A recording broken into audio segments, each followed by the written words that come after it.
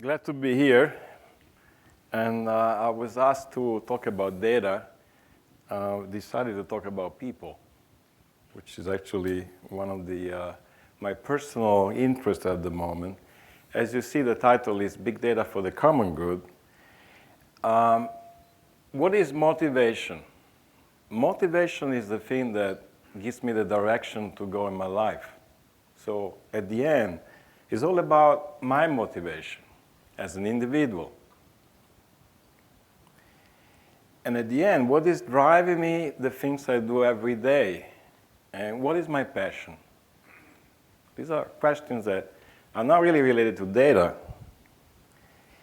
And I can start understanding something if I'm aware.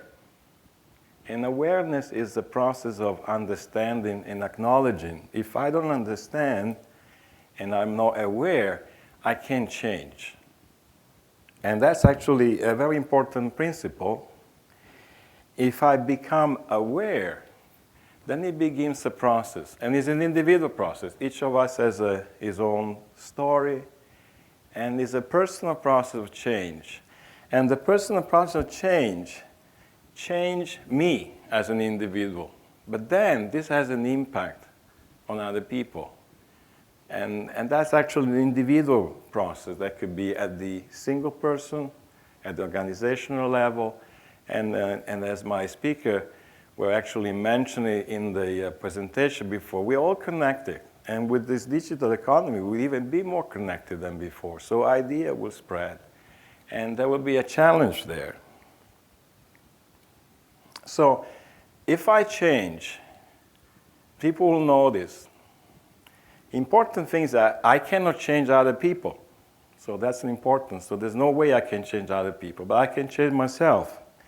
And by changing, research, change, decision, and choice will have a different quality. And it's exactly the quality of what we choose to do that makes the difference. Of course, we can choose to do certain activities that are not necessarily what I call nice, or you can choose to do a certain activity that has a certain meaning. And here it comes, now I get to the data. There's an opportunity here. There's a lot of data being generated, even too much. So what do you want to do with this data? Well, you could say data is now less costly, more available, lots of data around. Can I use this data for doing something that has a societal impact? And it's not me that actually defined that, but there's something that we could say is data for what we call the common good, the greater good, or whatever the higher good that is beyond our individual interest. So if you look at the challenges are clear. The data at the moment is actually kind of hidden. Your silo of data, and it's not available. Now, if it's not available, you can't do much about it. So you cannot do bad things, but you cannot do good things. And there's a tremendous need. I took a quote from a very famous colleague in MIT, Professor Pentland. I said, well, we really need that people who have a talent, like all of you, decide to use also your skill and knowledge in order to derive something good for society. So that's the data, and it's not there. And until now, data analytics is quite, let's say, easy for typical business problems. Well, if I click on a website, I can kind of monitor what you do, and I can probably do some analytics and figure it out if you're supposed to come more often on my website. I work for a startup, and I want to define if marketing has done a good job, so I do some simulation. I build very complicated software model, and I predict something. Maybe I sell more books, or I sell more cars, or something like that.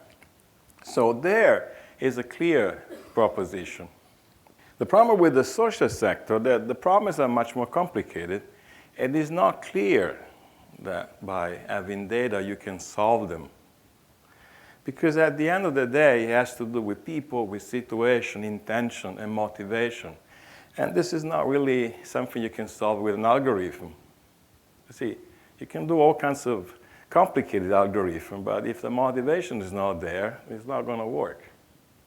And some of our social problems are far more complicated than our technology can solve. So what is actually the problem is, there's a lot of organizations, non-for-profit or civic organizations that are trying to solve some of the, societal problems. Most of the time, they're struggling to find the data. Well, data, I see in transparency where there's written, if you have a data available, it's going to be all transparent.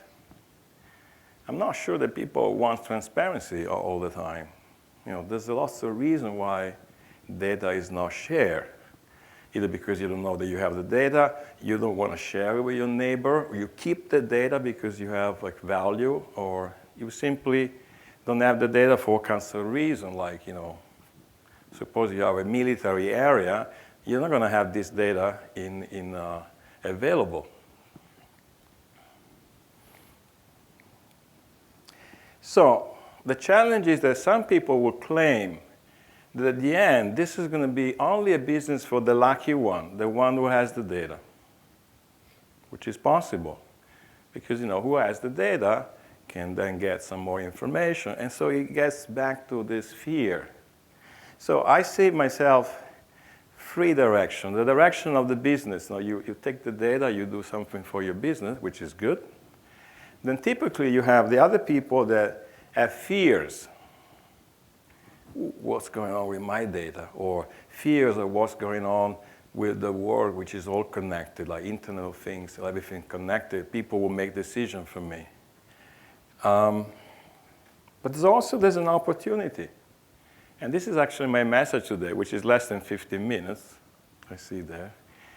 My message is that depending on the personal motivation, and that's basically motivation is where I began and now I finish, we could actually decide to work on different problems using the data, using our skills, and basically try to figure it out if there's any way that we could, and that was interesting, we could do something for society using our skills and using the data we could probably get available. And that's basically my message. I'm quite happy to see that some of the submissions today, some of them are really in that direction. So it's very promising. And it's also good to see that a company like Accenture is hosting a competition like this one here, which is very good. So thank you very much.